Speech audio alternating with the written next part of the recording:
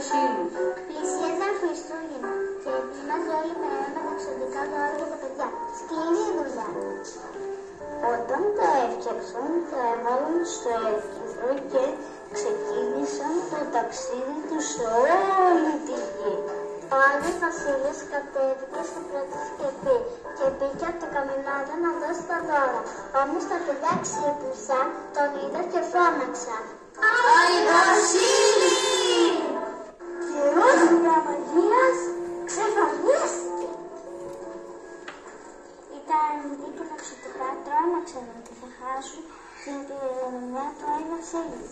Τότε ανέβηκαν στο ύψιστο και είπαν «Μπρος, πάμε να το βρούμε!» Ξαφνικά έπεσε μια χιονοστιφάδα στα κεφάλια τους.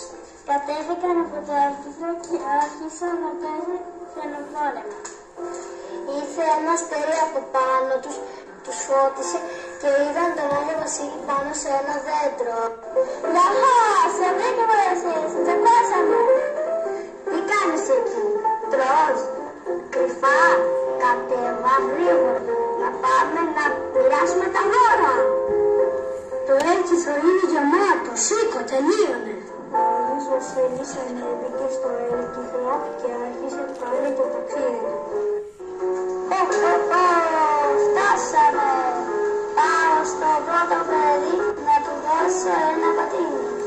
Όλα τα παιδιά πήραν τα δώρα τους εκτός από ένα, στεναχωρήθηκε πολύ. Ήρθε τελικά ο Άγιος Βασίλης και του έφερε ένα δώρο, ένα μεγάλο δώρο που κανένα παιδί δεν του είχε παραγγείλει. Στο δώρο ήταν όλα τα